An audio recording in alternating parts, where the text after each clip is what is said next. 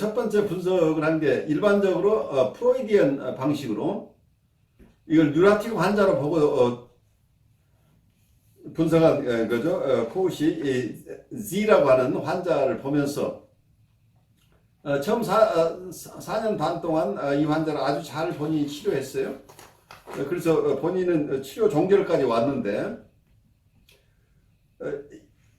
전통적인 뉴라틱 환자 수준의 환자로 알고 치료를 해서 처음에는 굉장히 어려움, 저항도 있었지만 그 저항을 극복하고 치료 종결에 이르러서 본인으로서는 자랑스러운 케이스가 됐다고 생각을 했는데 마지막에 느꼈던 부분이 치료에 왔을 때 이 G라는 분은 굉장히 열정적인 분이었는데 어쩌면 치료가 진행되는 과정이 끝나고 나서 이분은 많은 것이 분석되고 그리고 사회생활의 기능이나 여러 가지가 향상되어 있는 것으로 보이는데도 불구하고 생기가 없다는 거죠. 생기가 없다고 하는 것은 굉장히 중요한 거죠. 활력이 없다고 하는 거죠. 그 에너지가 없는 사람이 됐다는 얘기죠. 그래서 이 분석이 정말 제대로 된 분석이었을까 하는 어려움이 있죠. 그 뒤에 이제 두 번째 분석을 자기심리학으로 하는 과정이 나오죠. 첫 번째 분석은 전통적인 정신분석, 클래시컬한 쪽에서 정신분석을 하고 그 뒤에 5년이 지나서 다시 이분이 돌아왔을 때 프로이드는 그동안에 자기심리학에 대한 자기의 이론을 충분하게 발달시켰고 그래서 환자를 바라보는 퍼스펙티브가 달라졌죠. 그러면서 본인이 다 치료했다고 생각했던 그 환자가 다시 와서 치료를 시작했을 때 어떤 상황에서 이 환자를 치료했는가 하는 아주 중요한 기록이에요. 그래서 아까 프로이드가 첫 번째 시간에 울프맨 늑대 인간을 치료하면서 자기의 초기 리비도 이론이나 그리고 유아 성욕 이론이나 신경증 이론 이런 것들을 세워나가는 과정에서 울프맨의 분석은 굉장히 큰 힘이 됐죠. 본인의 이론을 형성해 나가는 과정 속에서. 근데 코우덱에서도 마찬가지예요. 이 GC의 분석을 두 번 했다고 하는 게 전통적인 고전적인 정신분석 방법에 의한 치료 종결까지 갔던 케이스를 5년 후에 다시 본인의 자기 심리학적인 퍼스펙티브로 치료할 수 있는 기회가 온 거죠.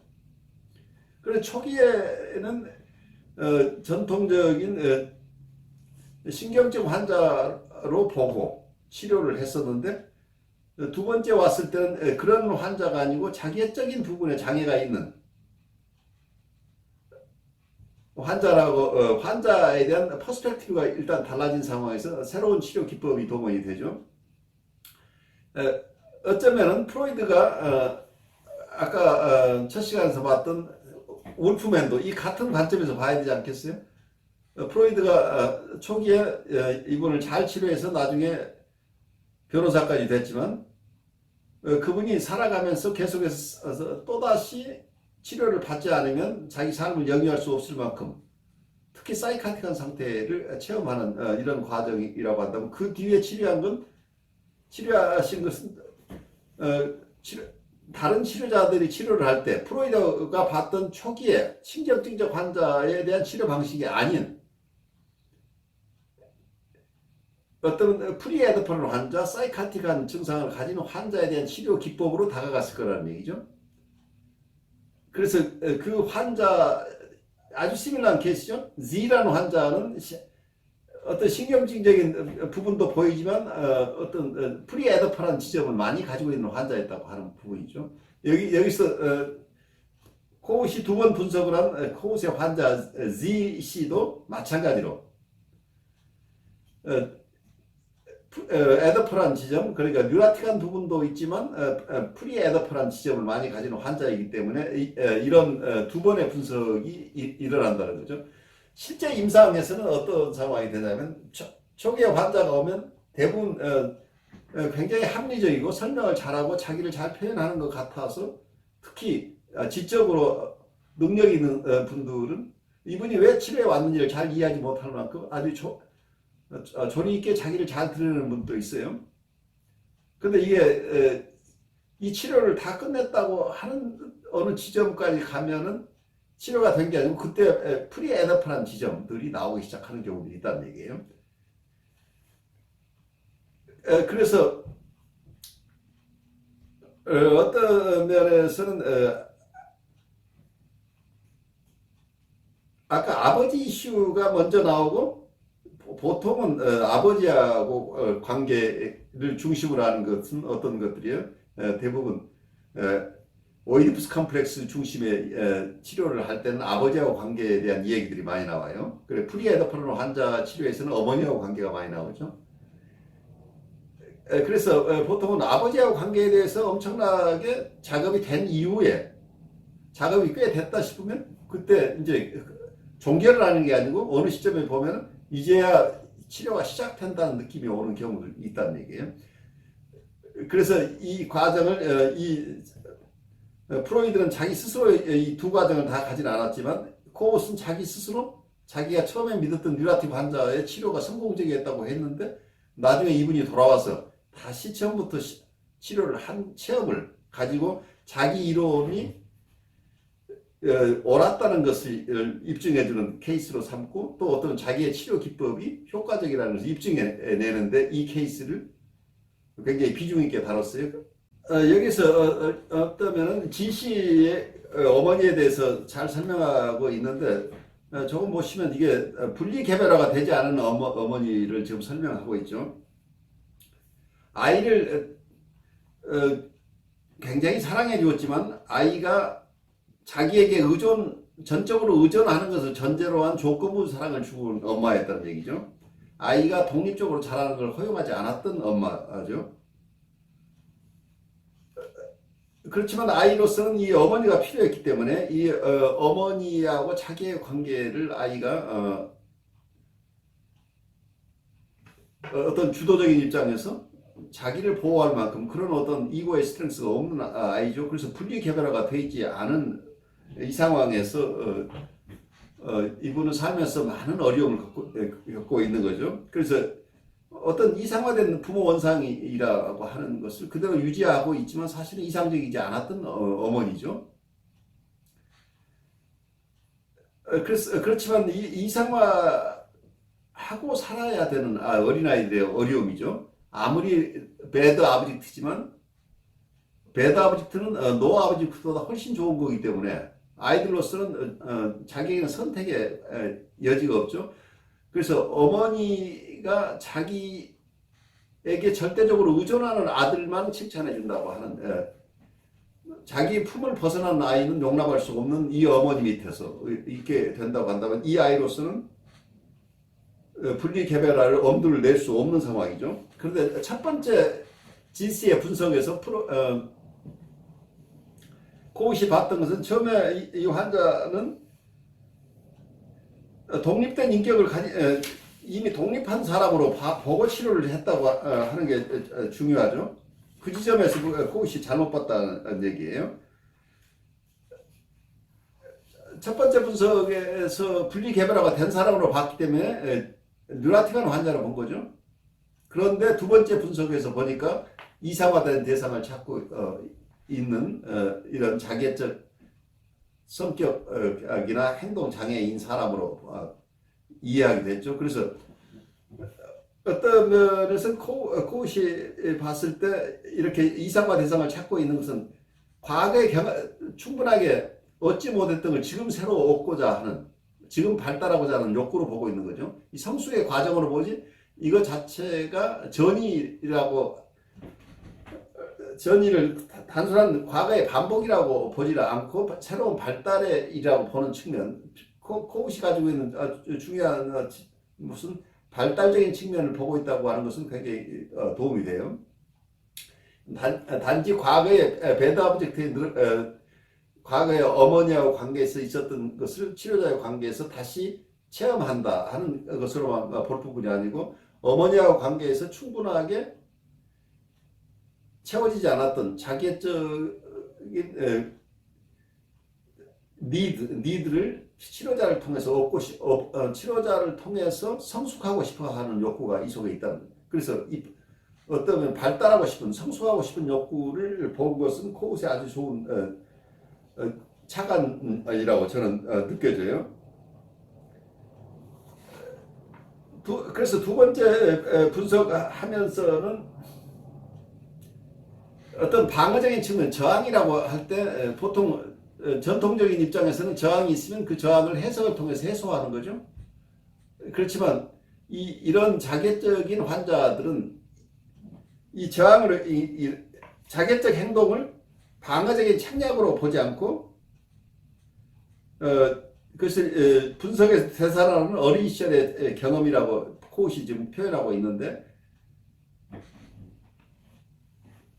단순하게 과거의 것이 반복된다는 개념보다는 이 개념은 굉장히 중요하죠. 발달이 여기서 치료자를 만남으로써 발달을 하고, 그 새로운 대상을 만나서 과거에 자기가 성취하지 못했던 것을 성취하고 싶어 한다. 그래서 성숙하고 싶어 하는 욕구가 있다고 본다면 이것을 단순하게 방어적인 행동으로 보는 것하고 큰 차이가 나죠. 방어인 경우에는 이 방어를 제거하는 쪽에, 저항을 제거하는 쪽으로만 보는데, 여기에서 만약에 자객적 니즈가 굉장히 필요한 부분이라고, 심볼릭하게 이 자객적 니즈가 채워져야 되겠죠. 그래서 심바이오시스 경험이 일어나야 된다고 하는 거죠. 현대 정신분석적으로 본다면. 그래서 코웃도 여기에서 이것을 하나의 발달 과정으로 보았다고 하는 이 인사이트.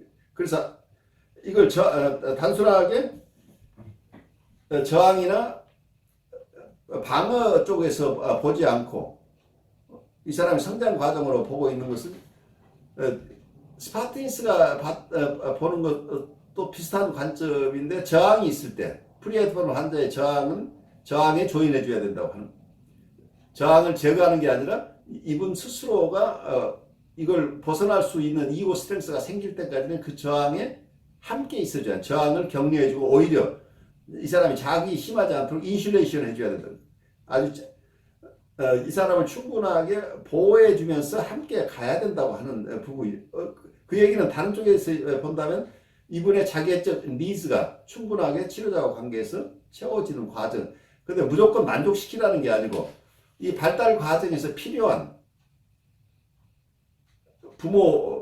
부모가 다 해주지 못했던 역할, 부모가 실패한 그 지점을 부모와 같은 방식으로 하라는 게 아니고, 부모가 실패한 지점에서 적절한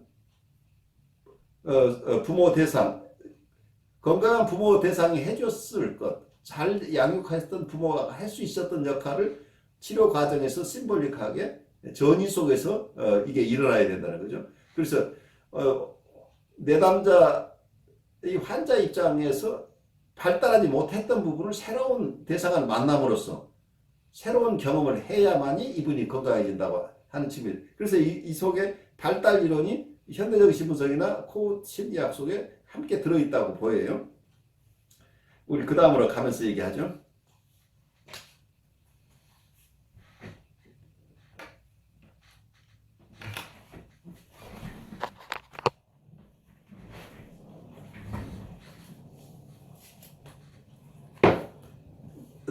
여기서 어떤 코웃이 자기가 첫 번째 분석에서 무엇을 미싱했는가를 잘 설명해주고 있는데, 아마 이 얘기는 굉장히 중요한 얘기예요. 왜냐하면 많은 분석가들이 자기의 환상 속에서 치료를 잘했다고 생각하는데 사실은 환자는 낫지 않은 경우들이 일어나는 거죠. 왜냐하면 첫 번째 분석에서 환자의 전이를 충분히 이해하지 못하고 있었던 거죠. 여기서는 이상화 전이나 거울 전이가 일어나고 있었는데 이걸 인식할 능력이 없었던 거죠. 그래서 모든 것을 어쩌면 오이디푸스 컴플렉스라는 이런 개념, 욕동과 그리고 거기에 대한 방어라는 욕동 방어 이론이라는 그 틀, 이 프로이드의 초심리학을 기준으로 이 환자를 보기 때문에 이 환자가로부터 오는 전이들 중에 아주 굉장히 중요한 전이들을 인식할 능력이 없었다는 거죠. 그래서 이 환자가 제시하는 자료를 받아서 그 속에는 다양한 해석이 가능한데도 불구하고 유아기적 역동과 또 그 유아기적 역동 사이의 갈등이라는 관점, 또는 프로이드가 보통 얘기하는 정신기구, 이고, 이드, 슈퍼 이고 간의 이러한 상호 간의 갈등, 컨플릭트라는 이런 어떨 때는 갈등을 일으키기도 협동도 하고 하는 정신기구 간의 관계, 이런 측면에서 환자를 이해했다는 거죠. 그래서 프로이드의 역동 방어 이론을 중심으로 이 환자를 봤는데, 문제는 여기 분석가가 자기 이론에도 너무 확신이 강했다는 얘기예요. 그래서 이게 초심리학적인 측면에서 이 환자의 자료들을 다 멋지게 해석한 거죠. 그런데 프로이드가 아까 늑대인간에서 얘기했던 것처럼 프로이드가 이러이러이러한 해석을 해놓고 이게 네 생각은 어때? 하니까 환자가 맞는 것 같습니다. 이제 이런 대답이 됐었던 것처럼 이 지금 코우 입장에서도 자기의 역동 이론에 근거한 해석을 자기가 확신을 가지고 있기 때문에 이걸 해석을 통해서 주었겠죠. 그러면 분석가의 확신이 계속 치료 과정 속에서 환자에게 강요된 현실이나 이 환자가 자기 어머니로부터 강요됐던 것하고 같은 상황이라는 거예요. 근데 어머니에게 노라고 하지 못했던 이 아이는 분석가에게도 노라고 할 수 없었겠죠. 분리개별화가 덜 돼 있는 사람이라고 한다면 어머니에게 수능적이었던 거죠. 어머니에게 수능적인 태도가 치료실에서도 똑같이 수능적으로 나타났다고 한다면 치료자의 견해를 받아들여서 오이디푸스적인 어떤 보통 얘기하는 역동 방어 이론 쪽에서 자기를 이해하려고 무지하게 쓰는 거죠. 그게 맞다고 받아들여서 또 거기에 맞추어서 자기의 일정 부분 도움이 되는 부분들이 있었겠죠. 그래서 일단 자기 문제가 다 제대로 수용되는 것은 아니지만 치료자의 견해를 받아들여서 거기에 맞춰서 자기가 나았다고 생각하고 떠났다는 얘기죠. 그래서 자기가 불편한 부분을 다 드러낸 게 아니고 치료자가 이 정도 충분하게 해석했으면 너에겐 이제 다 된 게 아니니 그럼 이제 다 해결된 것입니다 라고 자기도 믿고 떠났는데 실제 돌아가서 이 사람이 나은 게 아니었다는 얘기죠. 그래서 어떤 면에서는 자기 어머니가 강요했던 방식을 이 치료자도 환자에게 똑같이 강요했던 게 첫 번째 분석이라는 얘기죠. 그래서 치료자의 초심리학적인 어떤 확신이 강한 경우는 제가 여러분들이 계속 얘기했던 것처럼 우리가 초심리학을 가지고 환자를 보기 시작하면 환자가 주는 머티리얼이 전부가 거기에 다 그 이론에 걸맞는 어떤 자료들이 분류가 거기에 맞게 이건 역동이고 이건 저항이고 이건 이드 속의 내용물이고 이거의 무의식적 방어고 거기에 슈퍼 이거가 이렇게 작동한다고 하는 이런 쪽에서 우리가 가지고 있는 기존 이론에 걸맞는 머티리얼들로 이렇게 분류되고 그래서 자꾸 확신이 생기고 그 확신을 내담자에게 해석이라는 모습으로 돌려줌으로써 이 사람까지 거기에 순응하도록 만들어내는 구조가 있을 수 있다고 하는데 이걸 코웃이 자기의 실패한 케이스를 적나라하게 확실하게 왜 이런 상황이 왔는가를 보고하고 있는 것은 이건 아주 정밀한 그리고 정확하고 정직한 분석이라고 보여요. 코웃의 두 번째 분석 기간 얘기부터 좀 보죠. 코웃은 두 번째 분석 기간에 자신이 견뎠던 이론적 지향을 다음과 같이 설명했다 이렇게 설명하면서 우리가 전에 쾌락의 추구, 역동의 요구와 충족의 연처관계를 보았던 곳에서 이제 우리는 한계에서 벗어나고 자기 주장을 원하는 여기서 한계에서 벗어난다는 얘기가 조금 불분명한 것 같아요. 이 원문에는 wanting to delimit and assert itself 라는 여기서 딜리미트라는 것은 경계를 분명히 한다. 경계를 지운다는 얘기예요. 근데 이걸 한계에서 벗어난다고 하는 게 조금 의역을 한 것이라고 보기보다는 조금 지나친 해석이 아닌가 싶어요. 그래서 우리의 자기의 경계를 분명히 하고 그리고 자기를 주장하는 것 이런 거죠. 그러니까 자기에 대한 인식이죠. 그래서 그 얘기를 그런 쪽에서 본다면 이제 우리는 자기의 경계를 분명히 하고 자기 주장을 원하는 자기를 주장하고자 하는 그러나 자기 대상의 심리 조직 안에서 자기 대상의 심리 조직 안에 절망적으로 사로잡혀 있는 자기의 우울을 보게 되었다. 이 말이 굉장히 중요한 얘기예요. 지금까지는 역동 이론에 따라서 우리의 본능적인 역동과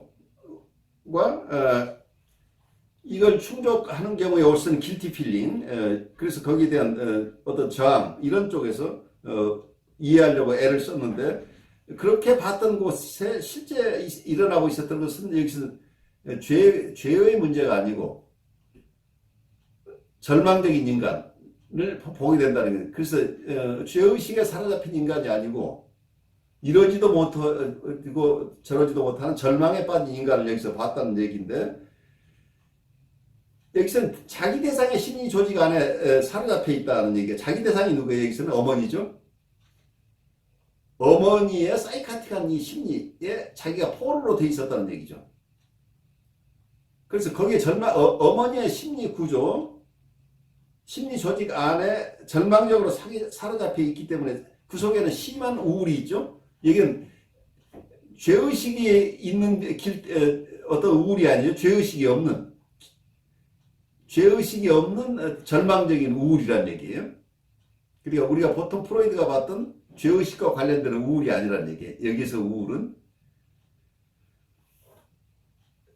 그래서 이분이 자기의 심리 조직으로 살아가는 독립된 인격이 아니고 어머니의 심리 조직 안에 포로로 잡혀 있어서 절망적인 이 상황 속에서 가지는 깊은 우울을, 자기의 우울, 여기 셀프의 우울을 봤다는 얘기죠. 그래서 이분은 죄 많은 사람이 아니라 이건 절망적인 상황에서 빠져나오지 못하고 있는 포로된 자의 모습이라는 얘기. 어머니의 심리 조직 안에 사로잡혀서 빠져나오지 못하고 있는 죄수의 상황이라는 얘기죠. 그래서 코우스 얘기를 좀 더 보면 우리는 환자의 자유행위나 원초적 장면의 노출 모두가 즐길 수 있는 어떤 것들이 결코 아니었음을 발견했을 뿐만 아니라 이게 무슨 얘기냐면 이건 쾌락을 위한 것이 아니었다는 얘기를 하고 있어요. 여기서 자유행위나 노출 이 모든 것이 역동이론에서 이 얘기하는 쾌락을 중심으로 하는 어떤 행위가 아니었고 그의 어린 시절 대부분이 우울한 절망감으로 채워져 있었다는 것을 깨달았다. 사실 이 절망감 속에서 아이가 행동했던 것이 이 성적인 모습으로 드러났는데 이 환자는 환상 속에서조차도 자발적인 결정을 내릴 수 있는 독립적인 존재가 되는 활기찬 기쁨을 경험할 수 없었기 때문에 이 아이는 이 환상 속에서도 자기 스스로 자기의 트루 셀프를 살아내는 활기가 없었다는 얘기죠. 자기 독립적인 존재로서의 활기찬 기쁨을 누릴 수 환상 속에서도 없었기 때문에 그 대신에 스스로의 신체를 자극하는 것을 통하여 최소한의 쾌감을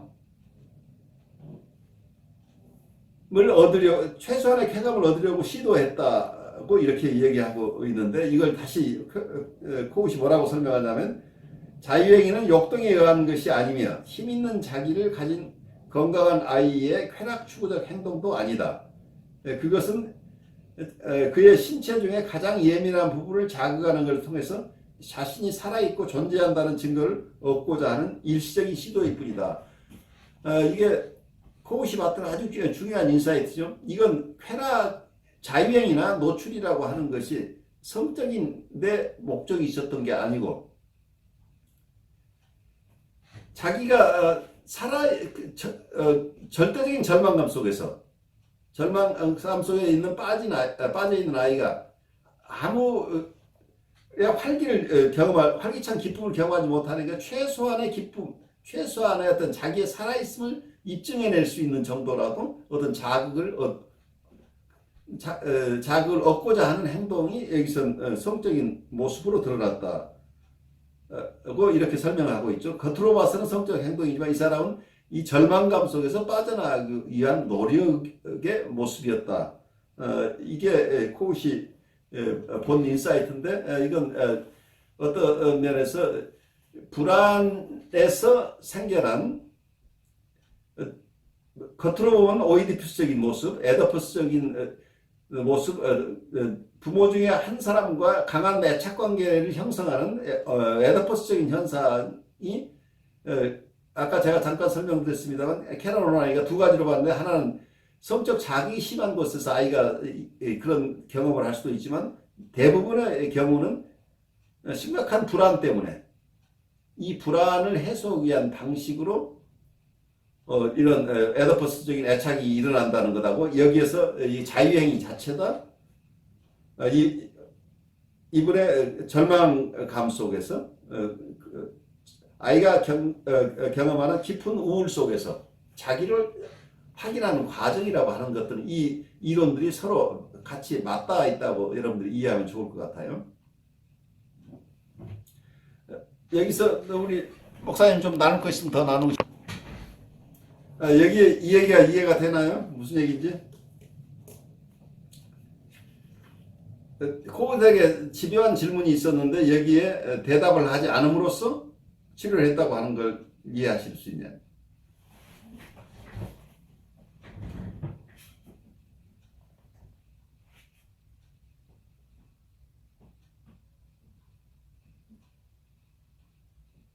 이 환자는 코웃에게 계속해서 집요한 질문을 했는데 많은 경우에 환자들이 이렇게 질문을 해올 때 요즘 리레이셔널한 쪽에서 이해하시는 분들 어쩌면 자기를 디스클로스 하는 게 좋다고 생각하시는 분들도 꽤 있어요. 그런데 코웃이 봤던 부분은 이건 버텨줘야 되는 케이스다고 본 거죠. 여러 가지 질문을 하는데 어떤 경우에는 이 사람의 지나친 박탈감을 갖지 않도록 이 사람에게 적절한 셀프 디스코스를 하는 게 도움이 되는 환자도 있을 수 있겠지만 이 환자에게 약한 아버지 상이겠죠. 이미지가 약한 아버지, 어머니에게 휘둘려서 아무것도 할 수 없었던 무능한 아버지 이미지를 가지고 있다면 이상화할 아버지가 지금 없는 입장이죠. 그 이상적인 부모 원상이 없는 이런 환자이기 때문에 여기서 코웃이 얘기하고 있는 것은 내담자가 계속해서 요구할 때 여기에 대답을 한다고 한다면 이게 순응하는 모습이죠. 그런데 이 집요한 질문에도 불구하고 대답을 하지 않는 것 자체가 용기와 힘이라는 거죠. 이게 남성적이라고 이 코웃은 봤어요. 그래서 나의 치료자가 강한 사람이라는 확신감을 줬다는 얘기죠. 그래서 연약했던 아버지가 아니고 자기가 생각했던 과거의 아버지는 그림자처럼 희미한 얼굴이었는데 이 치료자인 코웃의 이 강한 확신과 그리고 거기에 대한 굴복하지 않는 용기와 힘을 대하면서 이 전이 속의 정서니까 자기 아버지에게 있었던 아버지 속에 있었던 강한 부분을 이 사람이 자기 것으로 가져오기 시작했다는 얘기죠. 그래서 그림자처럼 희미한 인물을 했던 아버지의 인격을 구체적인 존재로 느끼기 시작했다 하는 부분에서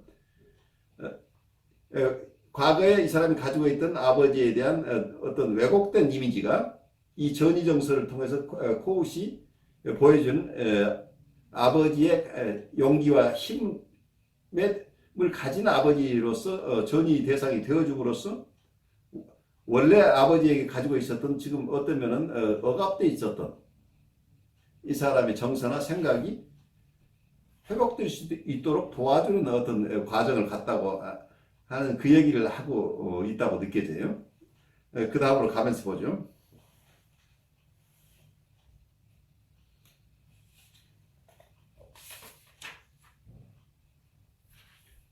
여기서 용해라는 말이 조금 이상해요.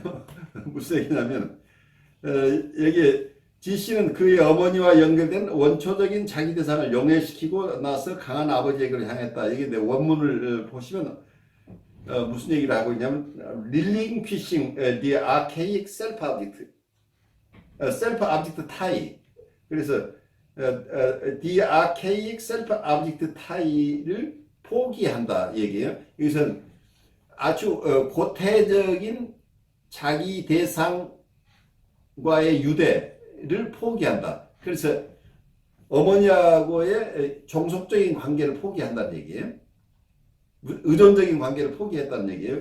그래서 자기 대상을 용해했다는 이 표현이 조금 지나치는 의역이고, 여기에서는 어머니하고의 의존적인 관계를 청산하고 나서 아버지에게로 향했다.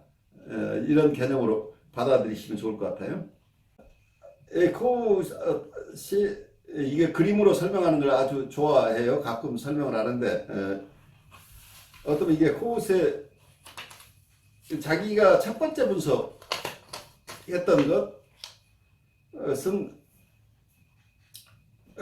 전통적인 고전적인 역동적 구조적 이론 쪽에서 봤을 때는 거기서는 뉴라티브 환자에게 항상 일어나는 것은 억압이라는 개념이죠. 리프레션이라는 거. 억압 장벽이 있는데 그 억압되어 있는 것은 실제 억압되어 있는 것은 오이디푸스의 패배라, 처절한 패배. 그래서 아버지에게 패배하고 어머니의 사랑도 얻지 못하고 이제 이런 것들이죠.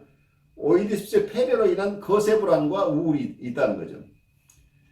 그러니까 아버지를 이겨내지 못한 어쩌면 아버지로부터 자기가 거세당할 것 같은 두려움, 그리고 또 그와 관련된 우울함, 이미 상처받은 부분들이 우울로 올 수 있겠죠. 그런데 이게 억압하고 있는 것은 왜냐하면 억압함으로써 실제로는 자기가 오이디푸스에서 승리한 것으로 자기는 의식 속에는 가져오죠. 그래서 자기는 과대성과 거만함을 가지고 있다는 거죠. 이제 이런 방식으로 이해했다는 얘기예요. 그래서 이 사람이 가지고 있는 과대성이나 거만함을 어떤 억압으로 인한 것이라고 봤던 거죠. 그 억압은 오이디푸스적인 패배로 인한 거세 불안과 우울이라고 하는, 그래서 이게 에더퍼스 이론, 그러니까 에더퍼스 컴플렉스, 오이디푸스 컴플렉스라는 이론을 가지고 설명해내고 있는 거죠. 그렇다고 한다면 이분은 우리가 신경질적인 환자로 봤을 때 이 이론이 가능하죠. 근데 이 사람은 자기애적인 성격장애나 행동장애가 있는 사람이죠. 그래서 두 번째 분석에서 이분이 봤던 부분은 코웃이 전번에 우리가 공부했던 수직분리와 수평분리라는 개념을 가지고 있죠. 호리존탈 스프릿과 버티컬 스프릿이라는 개념을 우선 여러분들이 이해하면 좋겠어요. 수직분리라고 하는 것은 분열이라고 하는 거죠. 그리고 리프레션이라고 하는 것은 이게 수평분리예요. 그래요. 호리존탈 스프릿인데 이 개념이 굉장히 어려운데 여러분들이 한 번에 이해가 되지 않지만 오늘 조금 애를 써보죠. 첫 번째 단계에서 이 분열되어 있는 것은 무엇과 무엇이 분열되어 있냐면은 이거는 한쪽에서는 낮은 자존감이나 우울이나 피약주의나 어머니를 이상화하는 부분이 있어요. 어머니를 이상화하면서 자기는 형편없는 사람으로 되어 있는 이런 자기는 우울한 사람, 그리고 자존심이 낮은 사람으로 어떻게 자기를, 이런 셀프의 상태가 있는데 또 다른 셀프는 어떨 때는 어떻게 드러나요? 거만함과 우월감을 가지고 있지만 묘한 거만함과 우월감과 함께 고립감이 있다고 하고 있는데, 여기서는 이상화된 어머니와의 융합의 기초에 있다는 거예요. 어머니하고 머지되어 있는 상태죠.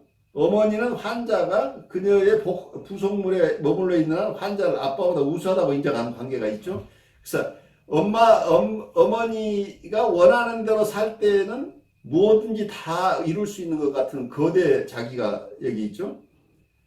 여기서 거기서 거만함과 우월감이 이 속에 있는데 그러려면 어머니의 식민지 지배에 그 어머니를 원하는 대로 자기가 따라갈 때 이런 거만함을 가질 수 있는 거죠.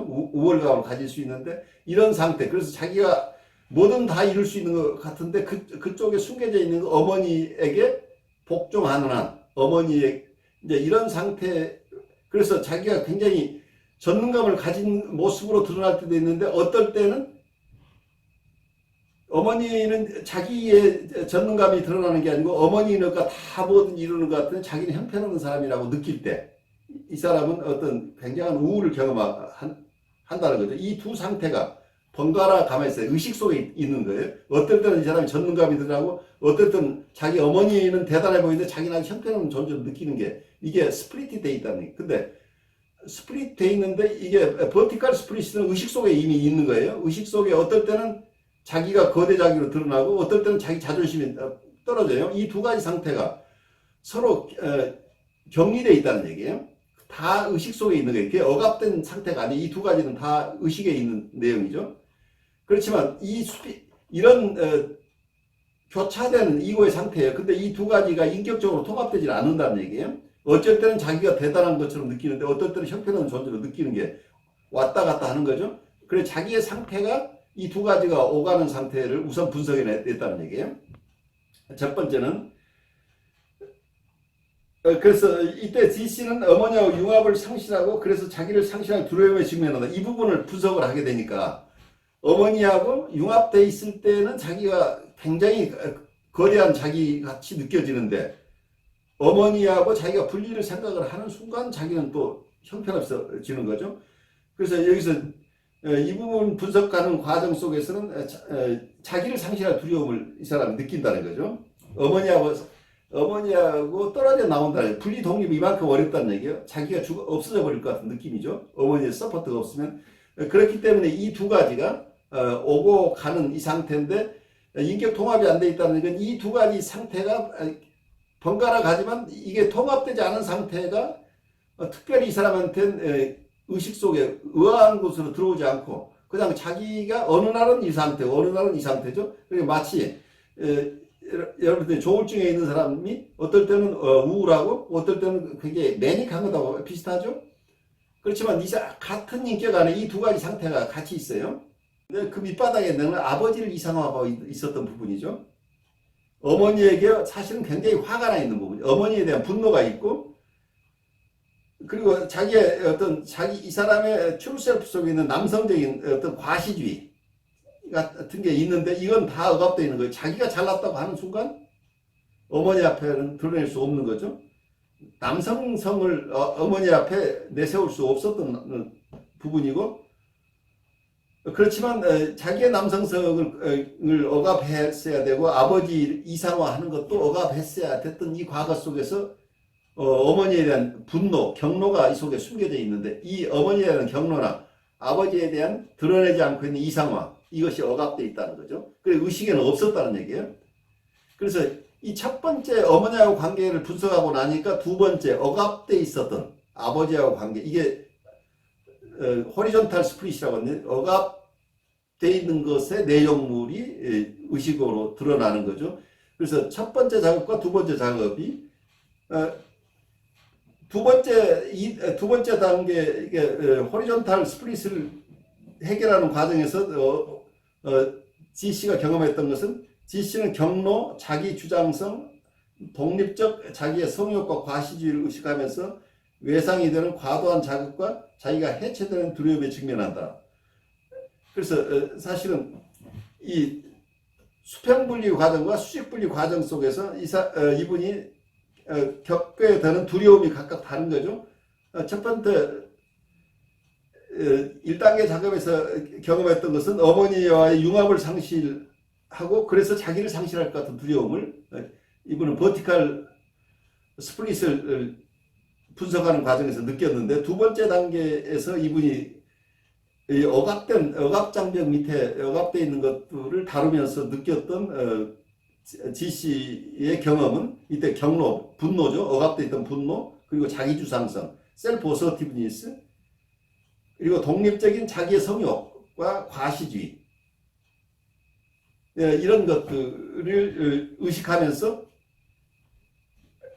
이때는 과도한 자극과 자기가 해체되는 두려움도 함께 있었다고 하는 거죠. 그래서 이 두 가정 다 두려움들이 있는데 각각 그 두려움의 내용들이 다른데, 코우시 여기서 애써 설명하려고 하는 것은 어떤 분열적인 인격의 어려움들 속에서는 보통 버티컬 스프릿이라고 하는 것, 의식 속에 있지만 통합되지 않은 인격에 관한 이슈들이에요. 또 하나는 의식에 접근하지 않고 억압되어 있는 부분, 이것은 코우시 수평분리라고 해서 호리존탈 스프릿이라고 하는 부분. 우리가 보통 이 호리존탈 스프릿을 역동 방어 이론에서는 보통 일반적으로 분석할 때 이 호리존탈 스프릿에서만 가지고 다루죠. 수평분리 하나만 가지고 다루는데 코우시 다루고 있는 것은 수직분리를 여기에 첨가했다고 하는 것을 우리가 이해하면 좋겠어요.